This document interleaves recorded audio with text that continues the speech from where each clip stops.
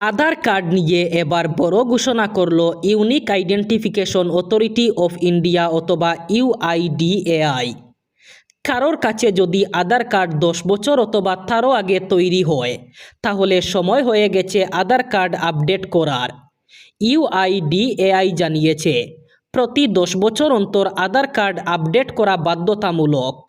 বর্তমানে আধার কার্ড বিনামূল্যে আপডেট করার সুযোগ দিচ্ছে ইউআইডিএআই।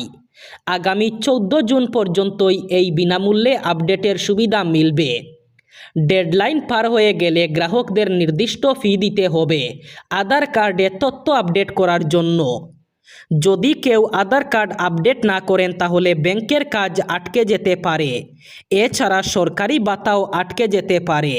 সবথেকে বড় সমস্যা হবে হজযাত্রীদের মধ্যে যারা নিয়মিত বিশেষ ধরনের ওষুধ সেবন করেন, তাদের জন্য এবারের হজ মৌসুমে নতুন এক নিয়ম জারি করেছে সৌদি আরব সরকারের ফুড অ্যান্ড ড্রাগ অথরিটি।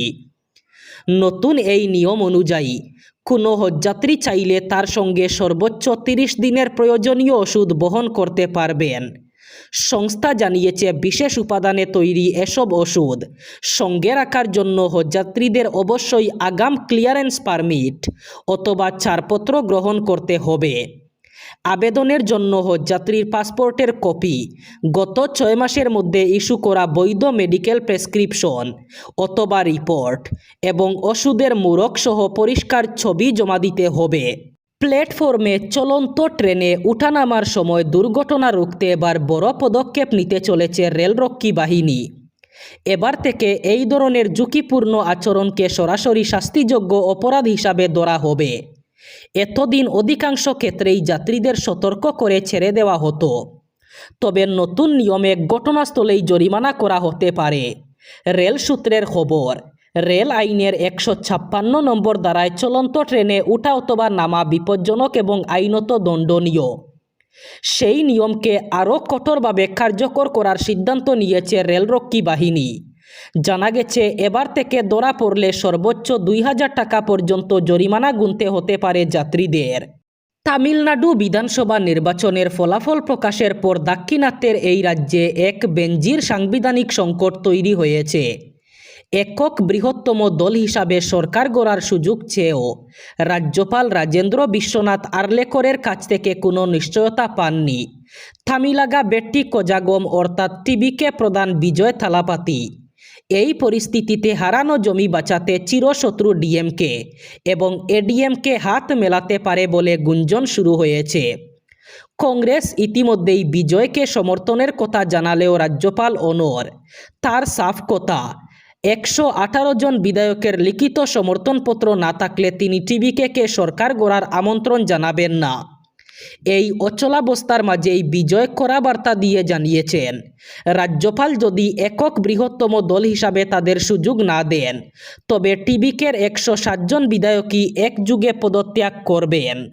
আজ কলকাতায় আসছেন দেশের বিভিন্ন রাজ্যের 23 জন মুখ্যমন্ত্রী। আজ রবীন্দ্র জয়ন্তীর দিন ব্রিগেডে বিজেপির সরকারের শপথ অনুষ্ঠান উপস্থিত থাকার কথা তাদের। বাংলায় এই প্রথম সরকার গড়তে চলেছে গেরুয়া শিবির। প্রধানমন্ত্রী নরেন্দ্র মোদী, স্বরাষ্ট্রমন্ত্রী অমিত শাহ, প্রতিরক্ষা মন্ত্রী রাজনাথ সিং, আরও একাধিক কেন্দ্রীয় মন্ত্রী তো থাকবেন। তাদের পাশাপাশি হাজির থাকবেন এই মুখ্যমন্ত্রীরা। এরা সকলেই Z+ সিকিউরিটির গেরাটোপে থাকবেন।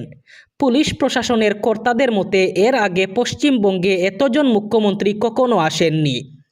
এতজন Z+ সিকিউরিটির ভিআইপিকেও একসঙ্গে দেখেননি শহর। 1997 সেপ্টেম্বরে কলকাতায় প্রয়াত হন মাদার টেরেসা।